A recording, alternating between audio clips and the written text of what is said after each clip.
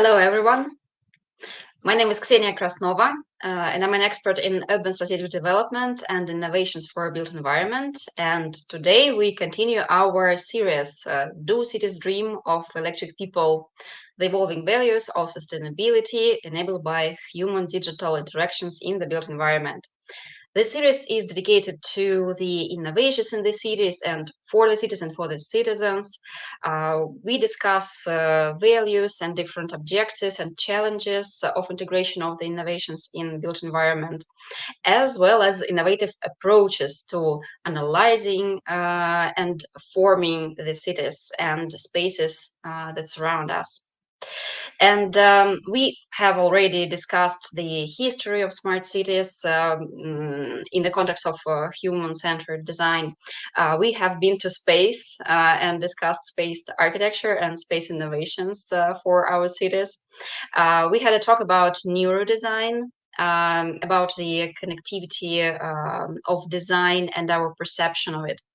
And you may check all these previous talks on YouTube. And today, I'm glad to introduce our very special guest, Dr. Anthony Vanky, an assistant professor at Columbia University from New York.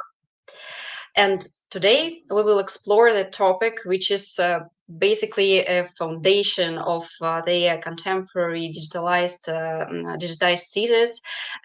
We know that we as citizens are generating and sharing data, leaving our digital footprints, which could help actually to form urban environment and analyze it.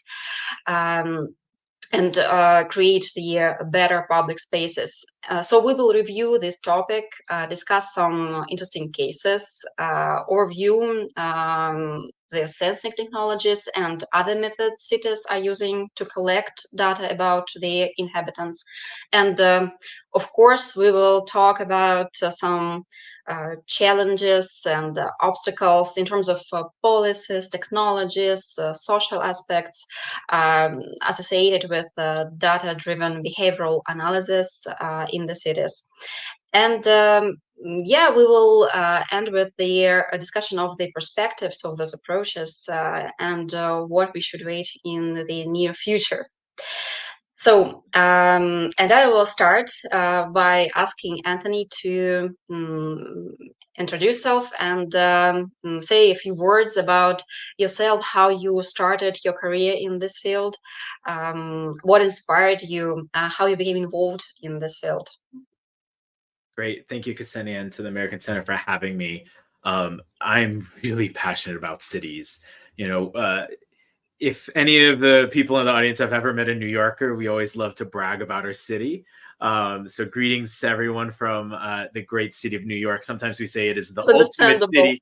Yeah, so we brag. We love the city, and I know many people have kind of imaginations of this incredible place. But I think deep in my heart, it is a love of cities. So to answer your question, well, let me say first, professionally and then the personal. I am an assistant professor here at Columbia University and the Graduate School of Architecture, Planning, and Preservation, where I love this place because we think about architecture and the places in which we live, from everything from to steal an old quote from the Bauhaus, an old German school, from the spoon to the city, and as you were mentioning, also space. Thinking really about across all of these scales. And my work looks at the intersection between, digital technologies, all the new computation that we have, and the opportunities and challenges that come with it, in kind of so many ways, to the places in which we live, work, and play, the physical fabric of these urban spaces, these cities.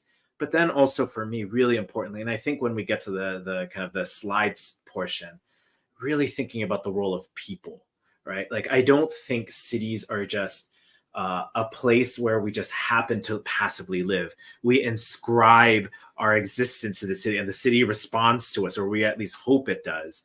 Everything from participation in planting flowers to make better, more beautiful spaces, to how we use digital data to rethink infrastructure.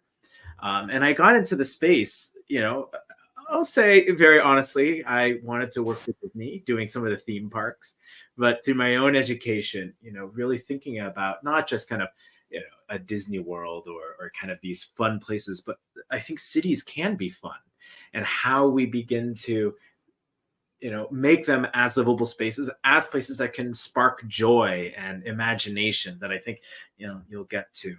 But I started off in like really wanting to be an architect, and I've worked on a lot of really cool projects as a young architectural designer. But I was always interested in technology. Like, I mean, when I was in school, I think when I was graduating from my bachelor's degree, Second Life was just emerging. Which I think for many people who are in the audience, and maybe yourself as well, you might have been too young for that. But another technology that was coming out, which we take for granted now, is YouTube. I remember seeing kind of events happening in Thailand, through YouTube before I was seeing it on kind of the news.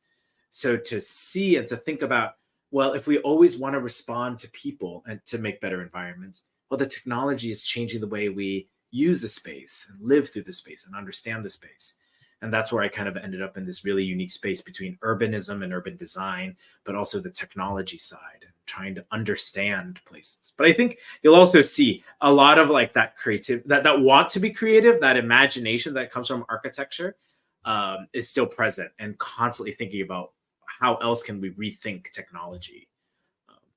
So that's I think how I got to this space, and I'm really honored to be invited to talk to folks. Oh, thank you for joining us. It's incredibly valuable, and yeah, I understand it totally. I share the passion towards the cities, so I can relate. And well, basically, each and every person, we are part of a city, whenever we like it or not, and digital technologies also are, and we are building the perception through the digital technologies of each and every city and each and every movement in the city, within the city. And nowadays, it's approximately 4.4 billion inhabitants living in urban areas. And I'm sure our listeners, they know their cities, their towns, and they have ideas about how to improve those cities. So probably to start delving deeper into the topic, I propose to start with this discussion how urban designers, how they might think differently about the design of the public spaces in the cities in comparison with the residents. And probably you could name, in your opinion, what are the major, the core ideas well, in the field, and the core ideas in urban design nowadays. Mm-hmm.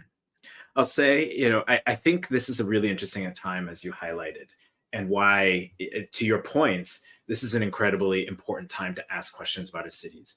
It's only within past couple years, past decade, that we became an urban population, that more than half of all people on the face of the planet Earth live in cities, in regions, which drastically changes how we think about how we should design and approach them. Second to that, too, it's where a lot of our culture comes from, that they are incubators of ideas where people of different backgrounds and different stations in life and different jobs and different ideas come together. And sometimes, beautiful things happen, like jazz or rock and roll, right? That it is a mix of cultures that created that. But it also creates challenges of, where do we house everyone? How do we get people around? So kind of the big ideas that I think we have to think about, and that urban designers are now much more aware of, is cities are not removed from urban nature or from nature. We exist in ecosystems. So how do we build with nature? Especially when we see cities flooding, cities like Jakarta or New Orleans, have to deal with what? Venice, because water has always existed, whether we as urban, dwellers have believed so. Did we think we can control it? Now we realize we have to live with water, and we're working to adapt. We have to adapt to climate change, right? That the planet is changing, and for us to be able to live comfortably and equitably, we have to respond to that. Also, how do we get people around as more people come to cities? Where do we house people? And I think the paradigm for the past half century has been, well, we do it with cars, and we see the problems of Los Angeles exist in Beijing, exist in Bangkok, and having, been to Moscow also exists in Moscow, right? So, how do we begin to move people around more efficiently? And that's at the local scale of making walkable spaces to how do we think about public transit? Integrated with cars where we need it. That's how we get goods around in cities, and how do we tie that in with public transit? How do we adopt biking, which has been part of our culture since its invention, centuries ago, and then we kind of forgot about it. So I think we're now actually discovering all the old is good again. But how do we then really focus on livability? Yeah. And it's also, we also want them to be beautiful spaces too, no? Like, of course. Yeah. Well, this is actually a very interesting question in terms of for how long we have been using different approaches towards urban design. And in general, what we're talking today and urban data, working with urban data, this area is common address as urban science. And the term is relatively new. It's basically 21st century term. But for sure, like since, for sure, 20th century, we can remember urban dynamics by Forrester, or even earlier, like the famous John Snow mapping of Calera in 19th century, even Osman's renovation of Paris, which heavily relied on data. So the idea is not new in general.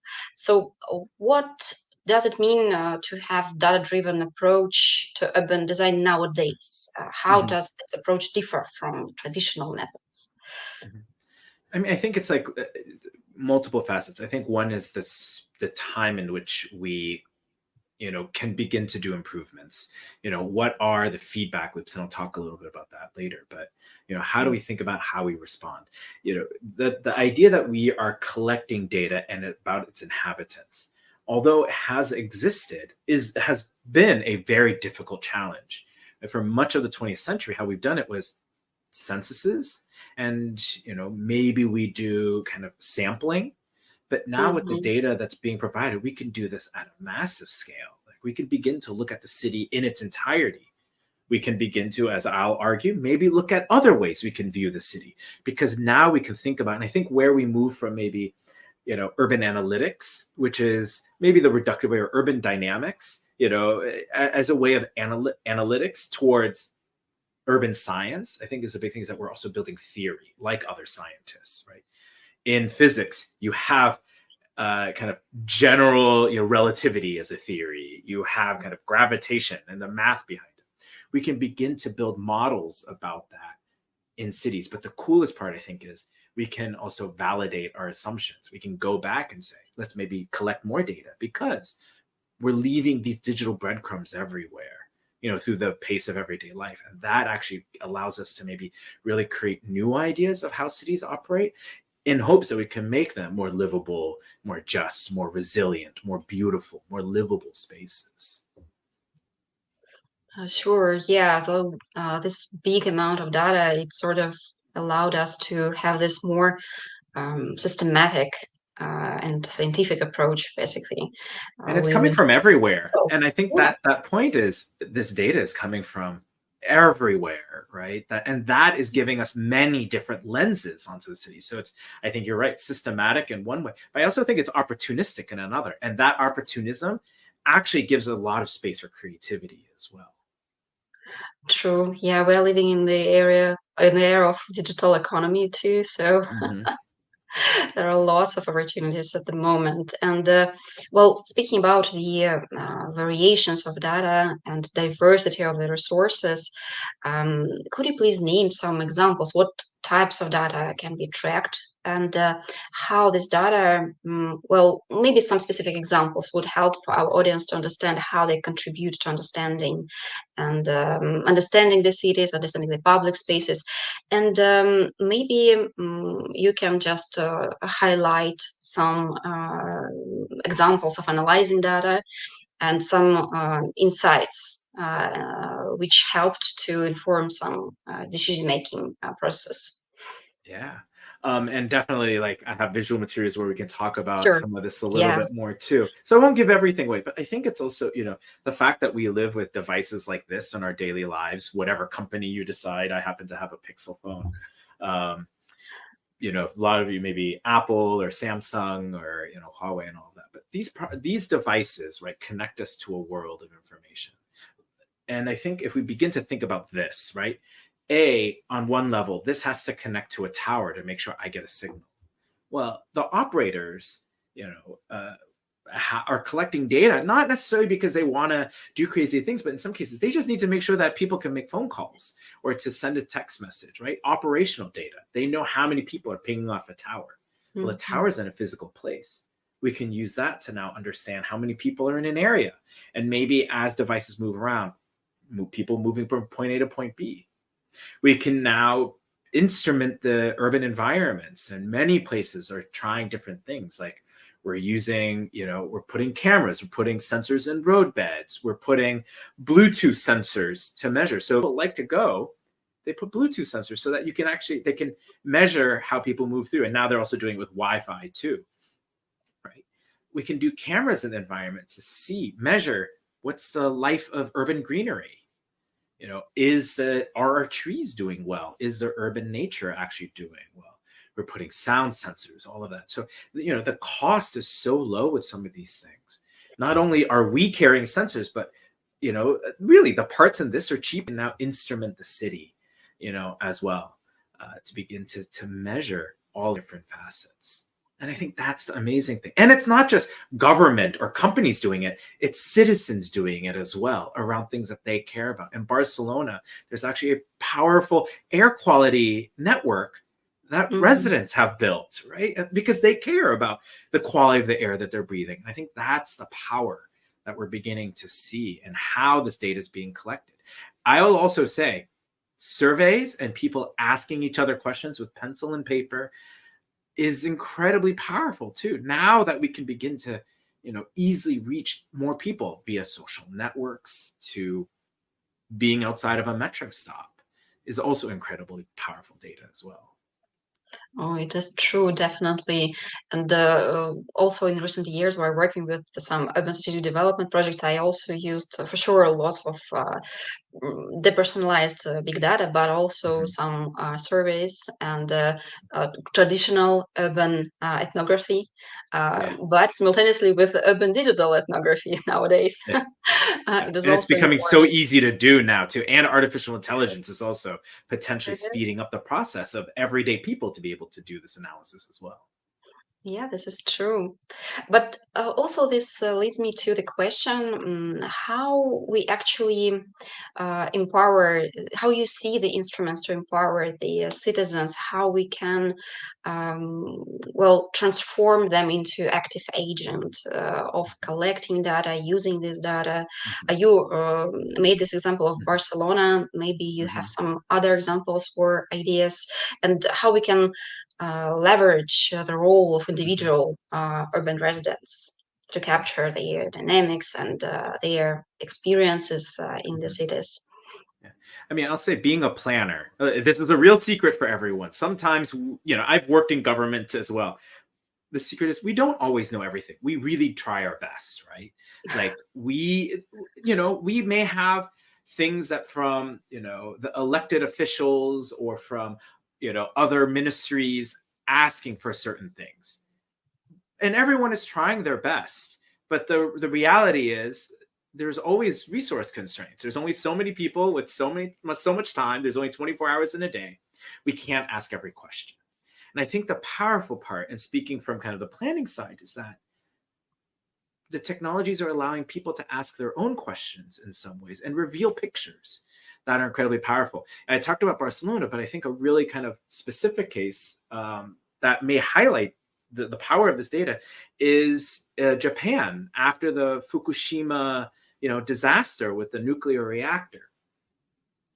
I will say the Japanese government is incredibly adept and nimble and fast, but how do you respond to a disaster like that so quickly? They have a network of air quality sensors around that they've built for a variety of reasons, and many cities do around the world. We have these, but when you have disaster like that, they can't always get the measurements on the ground very quickly. So residents had questions. They're like, we don't know. So they were able to build their own sensors to measure, and actually they could see a very different map. And I don't think that that's like, oh, the government, in my honest opinion, I don't think the government was trying to hide, or, sometimes that we sometimes want to ascribe malice. I do think that they were trying their best, but we just don't have the capability sometimes. Sometimes residents can ask questions, their own questions, and deploy, faster. And we can talk about, okay, was the data fully validated, which is a question that we ask in science? Maybe not. But is that the point? And I think actually that gives agency for us to think about what are the questions that we want, right? Sometimes even in thinking about like measuring trees, there's a beautiful, I think, case in Melbourne, right? The city gave every tree an email address because then people could email saying they thought, actually, please tell us if the tree is not doing well or if it's needs water or something like that. But people actually, and I think many of the watchers and listeners probably can also resonate with this. We actually have an emotional connection with trees sometimes. And actually what happened was people started emailing poems to the trees or like love letters saying how much I love you. And that may seem silly, but actually that is a data set as well. That's collecting kind of the emotions that we have around, an urban amenity. But actually we have these personal relationships, and some cultures have kind of very strong connections to trees.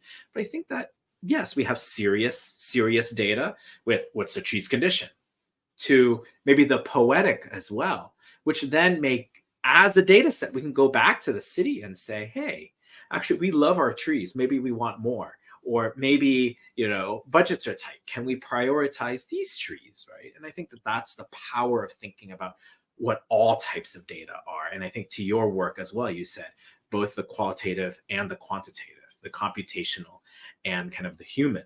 I think that these cases actually show the audit all together and posing different ways we look at the cities.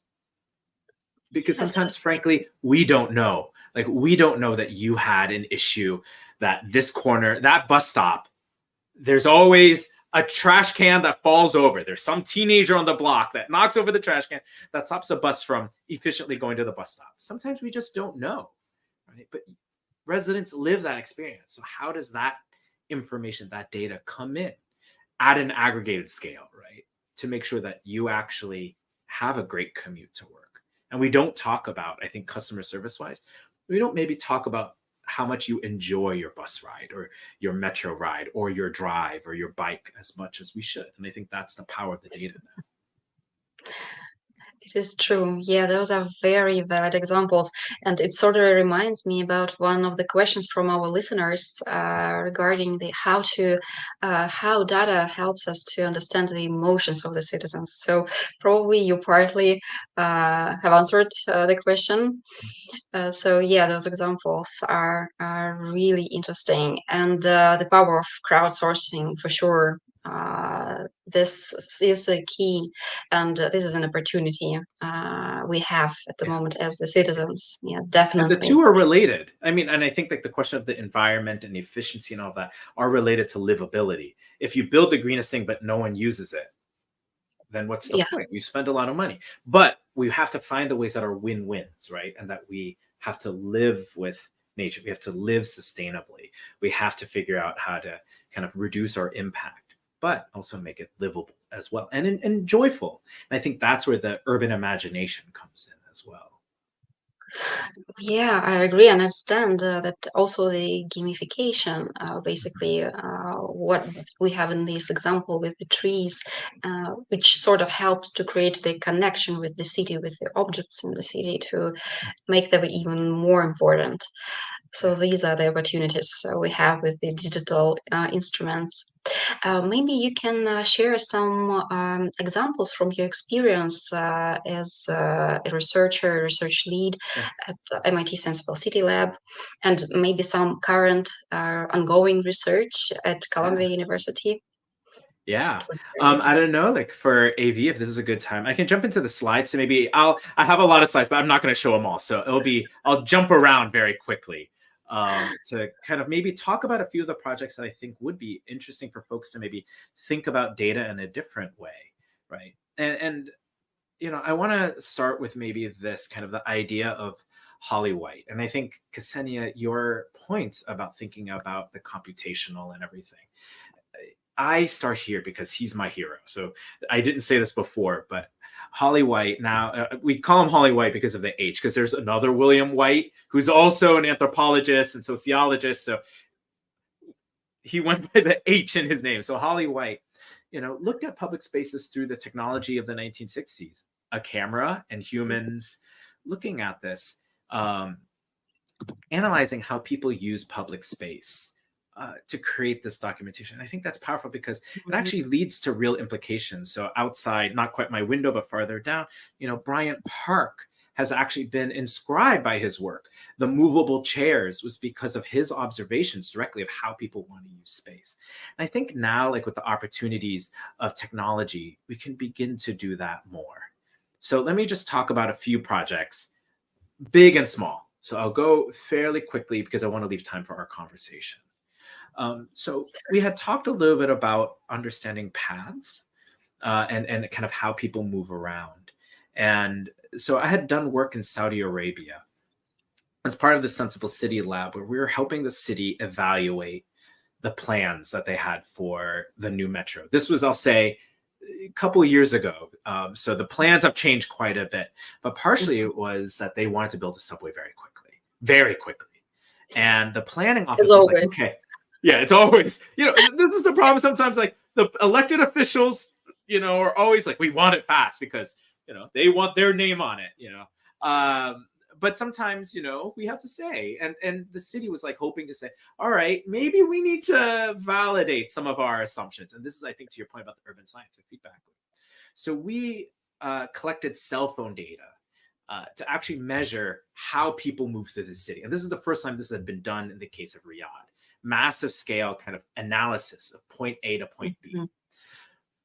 But when you're going from point A to point B, that doesn't necessarily mean that's actually how people travel on the road. And for us to be able to plan a metro, we need to not only understand how people move macro, but also, is this true? Is this how people move on the roads? And we were able to validate this actually by saying, okay, based on how many people move from point A to point B, what are the likely paths they take?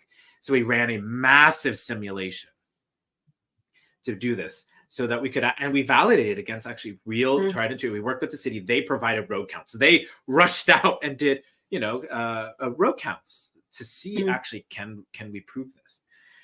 So the sad thing is when we did the analysis, and the city, I'll say, was great partners. They were helping us and they had these suspicions. And we measured that based on the plan that they had.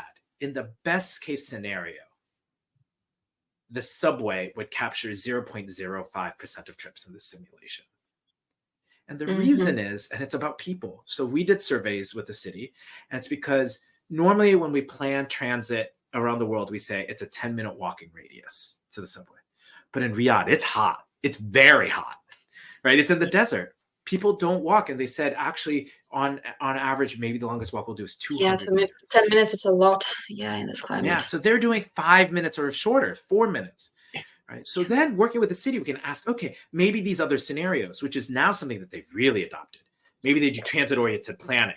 So let's cluster around the mobility. Right? So now it's like, okay, we're getting to 5%. How do we do an intermodal system? Which now we're getting to kind of the levels of usage that we see in other places in the world. So we're helping them think about, what the data can actually do, especially since shovels are in the ground. We're helping them think through these processes, right? And Riyadh is difficult because, and just seeing one of the questions, it's hard because it's an existing city with people living there.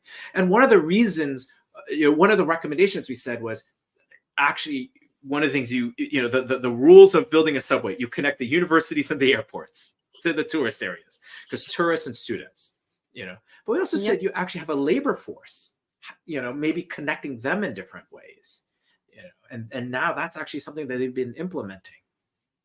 But, especially with NEOM, as a region and as a city, as a new process, many people are working, and there are, questions about how you make the city really function and how you use the state of the art. So there's a team. I'm recently, about 6 months ago, I met with the urban design and urban planning team, right? And they're actively thinking about and working with partners to say, how do we use these best practices, not just from the design side, because the design has a certain characteristic, but how do we think about connectivity and using, behavior? Like, we have data on walking, so we know people don't walk that far because it's hot.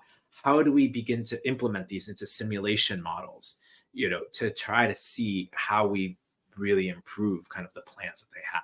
And it's a difficult challenge, right? You have so many different voices, and I tell my students, there's always three partners, three roughly groups that are always fighting: the citizens, the government, or those in power, and capital, and who's going to finance it. And you can usually only get 2 out of 3, right? But actually, in many cases, if we can get a win-win and we can get all 3, that's incredibly powerful. So, so I think it's for us to think about how do we find these win-wins, particularly in a case of like new cities. Oh, yes, it is. Let me jump to also a project to say, and I think applying to urban imagination, what other data sets can we collect? Because this is, I think, also talking. Sorry, go ahead. With Riyadh is actually making me think about the contextual data, that it's very contextual, and it's very important to, there are no universal models, basically. Well, some aspects they are, but still you have to be grounded and you have to know the specifics of the area and the habits of the inhabitants. And again, we have data to analyze this. And it's some very simple examples, like in the countries with this climate, with the climate like in Riyadh, or for example, even Spain. People, for example, tend to clusterize in the places where they have shading. And it is very obvious on the maps. And it's very difficult to measure microclimates. Like that scale. Like, we can do things from a satellite, and folks here, if you have some computer skills, you can access a lot.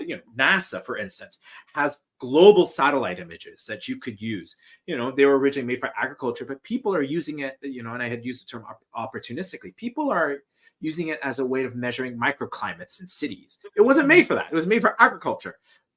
But now we can actually begin to measure. But how do you measure your block? Well, people are putting out sensors to measure this. People can now, as citizens, fill in the gaps, because we don't necessarily always have the universal. We now have opportunities to kind of jump in at the fine grain and substitute it with new data. Can I talk about that very briefly? Sure. I think also for those in the audience, a secret of these events: the moderator and the speaker usually talk beforehand. So this is actually, I think, a project that both Ksenia and I talk about a lot, and kind of a subject. But I want to bring this up as a way of talking about, creating data. So, when I was at MIT, one of the projects we did there was Trash Track. Because there's something really interesting that happens, is that when you think about the supply chain, we know everything about the supply chain, but we don't know anything about what happens when you throw something away. Right. And it's hard because data is lost in so many places. It goes into a truck or into pneumatic tubes underground, and who does it? In the United States, we, in many cities, work with a company. So this one, we worked with a company who did care, but they don't process everything. Electronics sometimes get given to a contractor who gives it to a subcontractor, as we try to recycle and try to kind of, make sure that we're not harming the planet. But at each point, we lose data. So I'll hand it over to a video. If AV, you could play the first video, and I'll narrate over it if I can.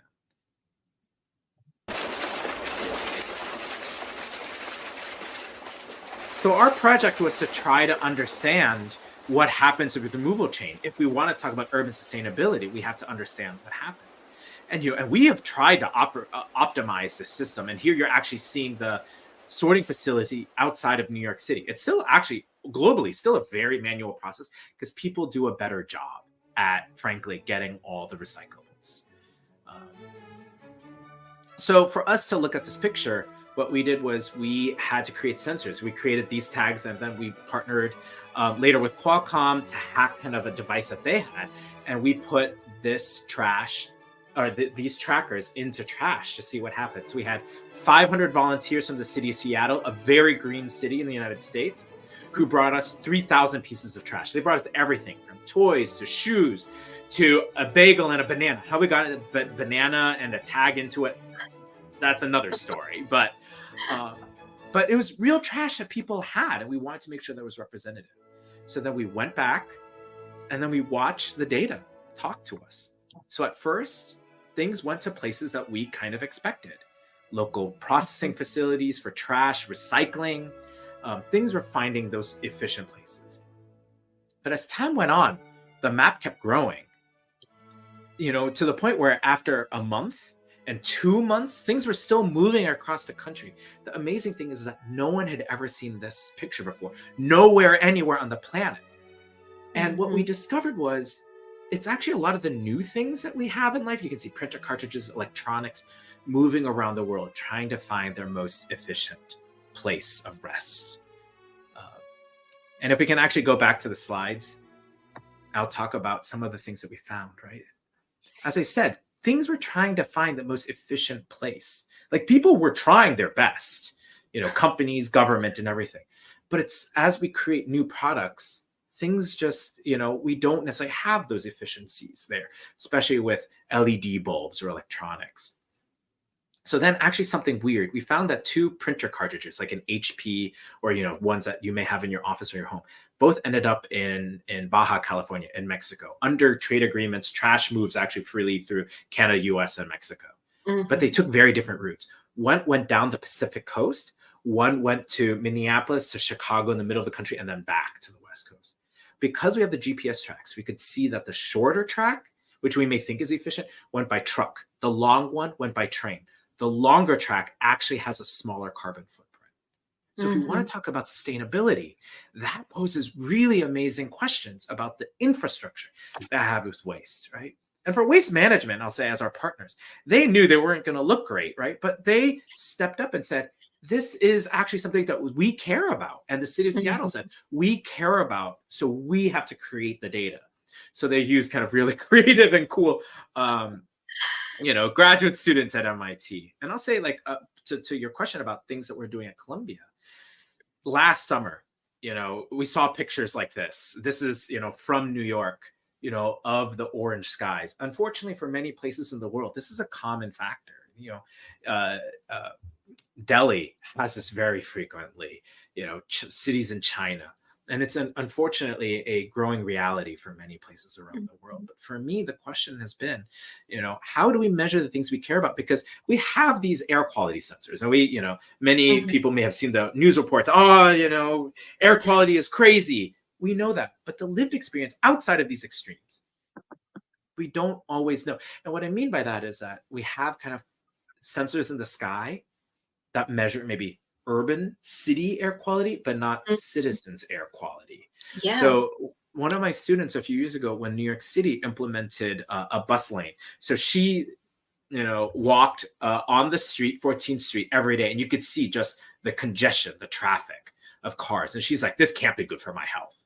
But actually the city then implemented bus only access. So actually during this, they changed the policies, and she actually measured that. Amazingly, yeah, it actually helped the folks who are on the ground with the air quality, because you didn't have cars idling with no impact to traffic. So I think she actually, in talking with her and thinking about this, we may be thinking about maybe not just about big data, but we could think about embodied data. What is the data that you get exposed to? In places like New York, and I'll say this is a very personal project, is that I have asthma, and I've always wondered, what is my air quality, right? I may live in areas with better air quality. So we're actually instrumenting folks, and including myself. I will say I'm a research subject in that, where we're not just measuring, with an air quality sensor, we're actually measuring our biometrics. What is my heart rate? What is my friend's heart rate? What are our research subjects' heart rate? Yes, exactly. So we ran a quick pilot during the New York City Marathon. as we're going through the 5 boroughs. So I don't know if you can see, but the green line is the New York City Marathon. So we went through areas that we've traditionally known as bad air quality, but then we also went through other areas. This is also, I'll say, the best day for air quality in theory. Cars are off the road. It's a Sunday. It's the marathon. People are celebrating, all of these amazing things. But what we found was, and this is from the sensors that we found. So the darker kind of things at the bottom are from the official city measurement. So actually pretty good air quality.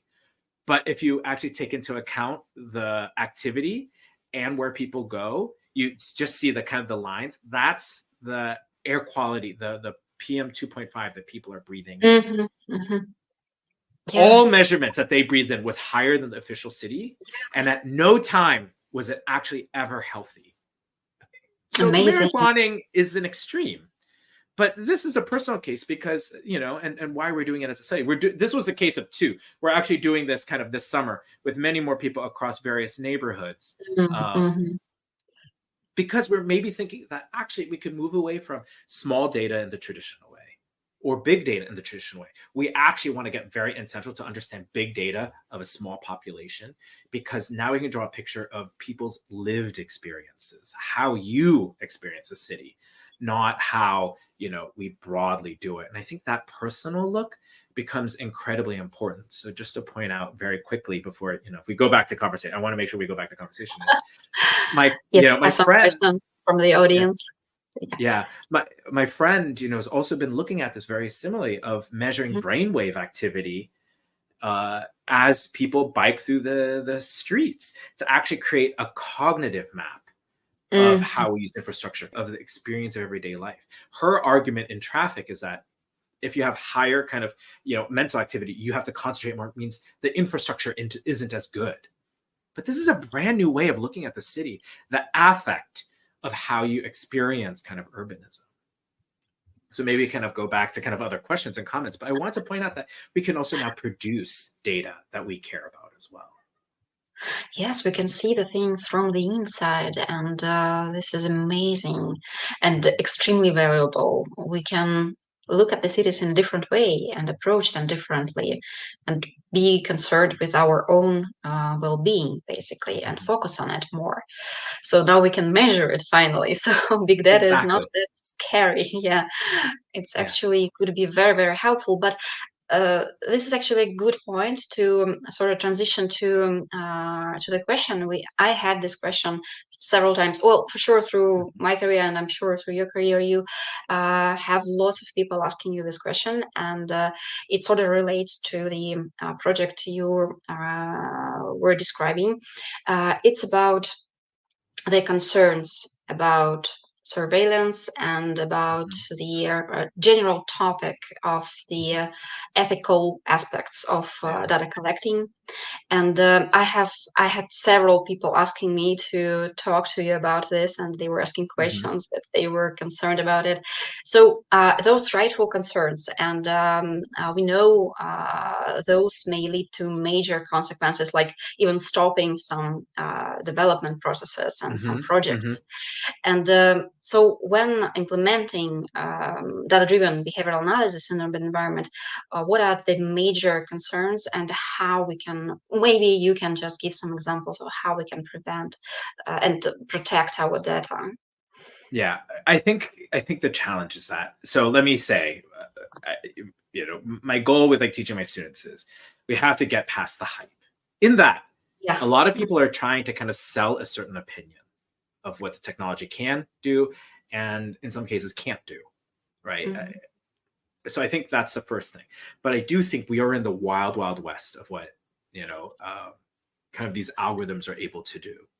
So, and one of the realities is because chatbot, the chat systems, the language models, I'll say, from everything from OpenAI, Meta to, Google, these are the American companies, but the Chinese also have, many companies doing it, is that they're being trained with data that is easily accessible on the open internet. So if we think about, how these algorithms work is that they ingest a lot of data, and we have very fancy math that are trained on that data, and that we use that to then hopefully predict kind of new things. I think there are 2 points of the for us to be critical. One is, what's the data that's going in? How has it been trained? And why I mentioned the open internet is, if we were trained on the open internet, we don't talk natively and naturally, and it doesn't maybe reflect the everyday experiences, but that's the easy data that you can train on. So does that reflect reality? And then on the other side is, how are the algorithms running? And the very frank answer is, in many cases, we don't know. They are black boxes. We can see that they predict, but we don't know how it will respond. So, your question of, what are the other projects that we're doing, and to kind of answer this question in maybe the ways that I'm thinking about it is, in some cases, how do we make people care about the things that are not part of their lived experiences? So, for instance, if a new,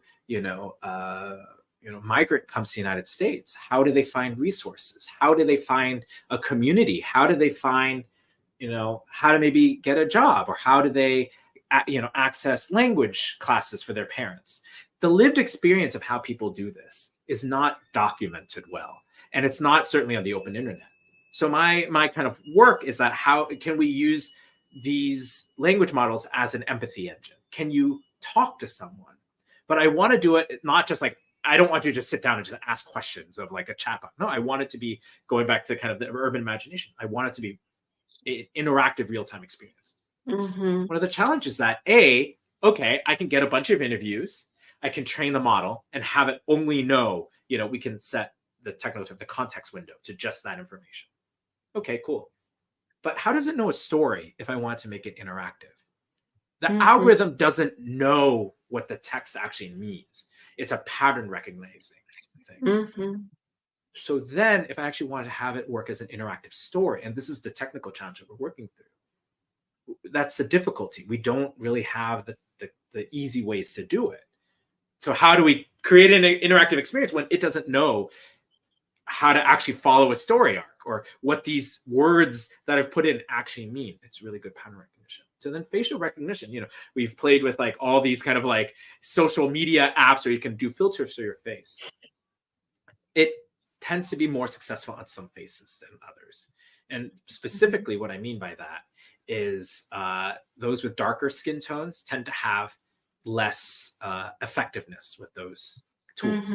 Why is actually the engineers, I think sometimes we give too much credit to them and say, oh, they're doing bad things. I don't know. I think that they're trying, but there are blind spots.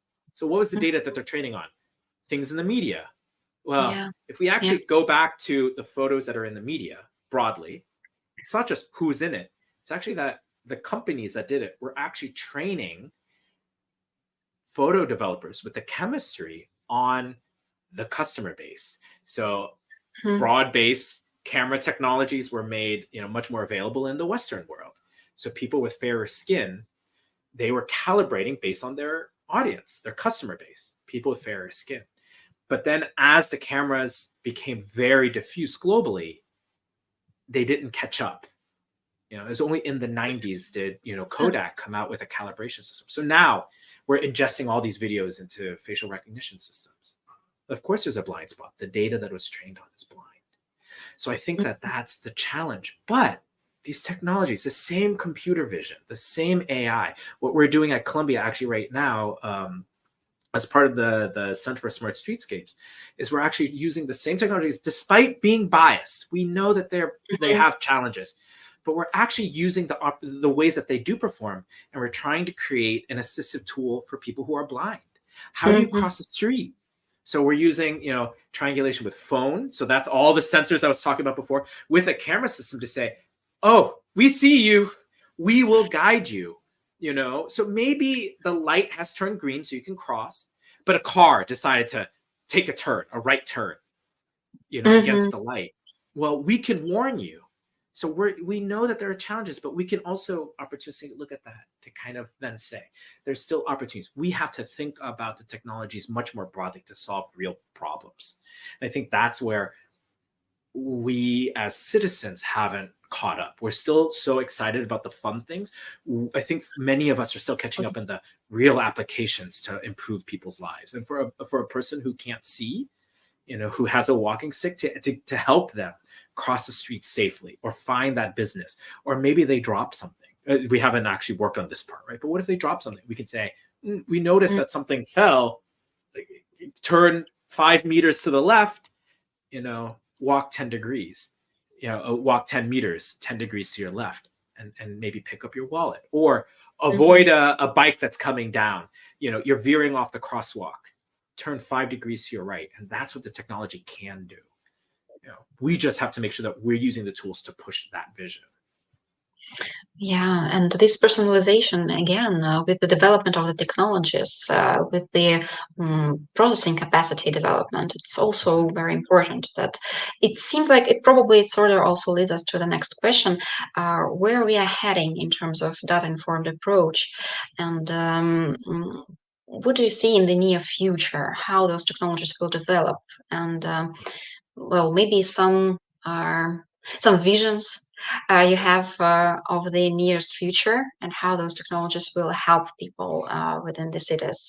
Well, you partly answered this question while answering the previous question, but still, maybe some insights. Yeah, but I think, one of the challenges that we're still trying to figure things out. And I think the problem is that we are testing them in the real world. I also wonder, so this is me just now thinking out loud. One of my worries is also too, like, how often has your phone gotten really slow with the new updates, with the new software updates? So you have to get a new phone, at some point, or a new, whatever, all the devices, your, TVs, or, hopefully not your car or your refrigerator or something like that. But, we have devices that get outdated. But what happens when it's actually part of the city? I think we will see a lot of retrofit as cities, older cities that have been around for millennia. They constantly re-evolve, like a city like New York. They're trying to put in technologies to get cars to make the subways move, much like in Moscow or Tokyo or Beijing. But that's where we'll see it fast. I don't think we have figured it out about the long-term kind of aspects of how do we ensure space is responsive to you to make sure that it's livable. We can document it and then come up with a paper report or PDF report, as we've always done. But I think that is kind of the space where I think we're still trying to figure out what are the feedback mechanisms on the things that are a little bit slower. And then I wonder about, too, obsolescence. Systems go old, systems get old and break down. But what happens when the software also gets old? And how do we build out tolerances, or how do we think about upgrading? And I think as civil engineers, urban planners, urban designers, we've always been not so good at that. And how do we make sure that we get a plurality of voices into the room? What are we optimizing for? Do we just want more cars to move faster on the street? Or do we want a street that is all of the above, that it handles people on the sidewalks very well? And maybe it says, actually, right now, there's a lot of people who want to have a picnic or to be outside, which we saw a lot during the pandemic. Maybe the system knows and just says, we're going to reroute you dynamically. We're going to just turn up a bunch of red lights. You can't go into this area. Please go somewhere else, and create spaces for people. And I think that imagination is what's lacking. We're good at the incremental. We're bad at thinking of these bigger visions of what a city can be for people. But I think that's the fundamental part in the reconciliation of all these systems moving forward. And we learned so many lessons about the pandemic, about how people live and how people we are social creatures. We are social beings. We want to see each other. And to have that taken away a little bit, it's been hard. So now we recognize the importance of public space. How do we then support that with these technologies, with all the other demands of transportation and logistics and sustainability on top of it? I think that is for us that we have to collectively talk about. And the technology and the data can help us, because we can bring data to the table saying, indeed, it is possible, or indeed, that is a vision worth having. Yes, I agree. And I understand that this concept of cognitive city, it seems to be a bit vague at the moment, but still it sort of gives this umbrella helicopter view. And probably, again, this connectivity via data and devices will help us. But another question, we have one question from the audience connected to, sort of connected to this. Well, nowadays, people are talking about not only Internet of Things, but also Internet of Bodies, and partly your project you presented, they also touch upon this topic. But at the moment, how do you see the, well, this is the question from our audience, so I'm basically quoting, how do you see the development of the processing of this amount of data? And do you see, even if it is possible at all, to actually create this sort of sophisticated and incredibly incredibly heavy in terms of data systems, so to analyze the cities and all the inhabitants as basically one system and one organism? Yeah, it's happening in disparate ways. I think with the cell phone data, we're getting kind of the picture of movement. I don't know, every time I put up my hand, actually I wear a bio tracking smartwatch because I care about that. That's just kind of something I do. So I want to know my sleep, right? Like this is also providing a picture. But those systems are not connected. My mobility, which this is GPS enabled, but then my bodily functions, my whatever bodily performance is not connected for a variety of reasons, privacy and all of that. Increasingly, we're seeing also emotions being kind of captured. I think in a soft side of like Bhutan doing surveys of happiness in their country to the city of Seattle doing surveys. Camera technologies can be deployed to measure emotions. The problem for me is that they're almost exclusively being used for, can I sell you something? Versus actually where, to quote Marie Kondo, where does the cities maybe spark joy? Or where the places are people are happy? Or how is it supportive of making, being joyful? So we have these systems that are all disparate.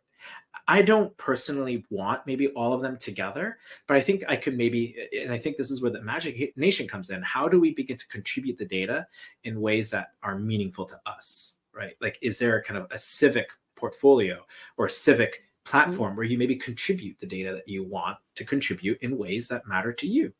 In ways that do protect anonymity and maybe privacy in different ways.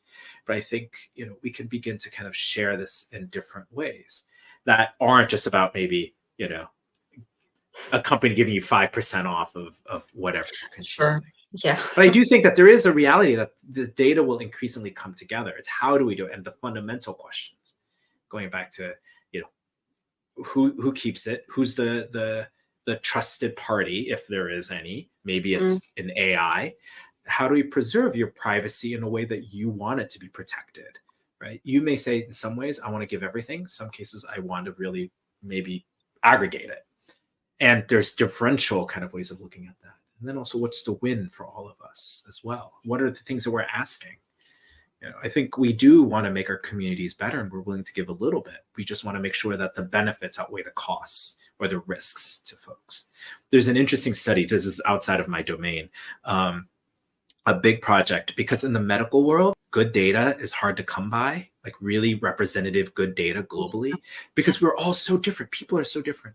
So there's a big project that's several companies, Google, Vanderbilt University as the host, many universities are part of it, many medical systems, and the US departments of health have created a project called All of Us to collect bio records, in anonymized ways, but to try to make it representative so that we can move health science forward in a way that actually reflects the diversity of humanity. Because, it's amazing. The best heart data that we have longitudinally is from one town in Massachusetts. Like literally globally, the I think it's Hopkinton Health Study. That's amazing, yeah.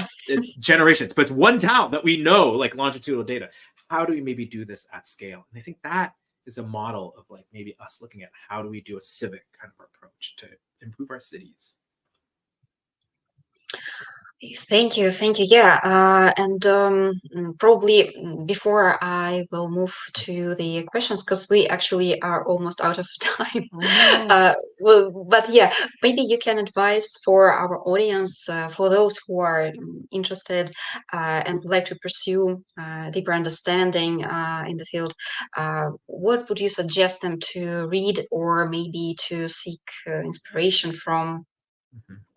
I mean, I you can find I think it's publicly available now. I going back to Holly White, the Hmm. person with the camera. I love that study, and the reason why I point to it all the time, because I think it, in non-technical ways, really introduces the importance of observation and data collection about our cities. So that study was called "The Life of Small Urban Spaces: The Public Life of the Public Life of Small Urban Spaces." William H. White. And I Hmm. believe that the Project for Public Spaces has made that data, that information and reports available. You can get it from your library. It's pretty common. So I encourage you to take a look at that. I think that there are a variety of different groups. I think looking at Barcelona as case studies, I think their smart cities hub is doing quite a bit. Amsterdam is also doing quite a bit through their kind of city science hub. Of course, like places that I work, you can check my work out. And there's a couple of writings and the Sensible City Lab as well. I think other kind of really great books to look at. I would actually encourage you to maybe start in like the domain that you care about. Stay outside of the technology first, and then Hmm. work your way in. Um, I don't want to scare everyone with like all the books that say like all the sad things, like the car that knew too much. To talk about kind of self-driving vehicles and the fears around that. Sorry, I'm gonna just look over at my bookshelf because I have that. Um, Actually, one of the authors that I have taken personal inspiration from, who uh, passed away a little bit too soon, but Bill Mitchell, who was at MIT, was kind of like one of the kind of first fathers around the idea of the smart city. It's an old idea now, how he looked at it. It was definitely kind of smart city 1.0. But I think some of the ways Yeah, that he but he also was trained as an architect. understandable. Yeah, Yeah. yeah. And he was dean of the architecture school at UCLA for many years. Was from the UK, from Australia, um, and he just had a view and a poetic way of talking about cities, but then slowly over time through his writings, the overlay of technology over it. And I think that he, as kind of a father of smart cities, I think is great. I also think on the flip side of urbanism, uh, Jane Jacobs, as a writer, as a scholar of cities, the life and death of great American cities, I think is still, I think especially for the Russians in the room, you'll read some things and you'll be like, oh, we've always had that. Like for instance, the importance of eyes on the street. Or as I say, also, coming from Asia, the importance of grandmothers and how they contribute, how people being on the street actually contribute to lively spaces that in some ways we've lost because we've handed it over to cars. But I think even that perspective, because then we can imagine the way that technology can be supportive of those visions. Thank you for those advices. I believe they are all very diverse and they will give our audience this sort of perspective, at least, Yeah. to look at this topic from different perspectives. So, well, unfortunately, it's time to wrap up. Uh, Although we definitely could discuss this topic for and various cases for hours, and we Yeah. hadn't had chance to answer all the questions. But Yeah. again, thanks to our audience for joining us and asking questions. And Anthony, it was very insightful, very intriguing, interesting, and entertaining conversation. So thank you very much for And joining us today. thank you for having me, and thank you to the audience for tolerating me as well. I invite all the viewers to follow our series and have a look at the past events on YouTube. And so thank you all and see you soon.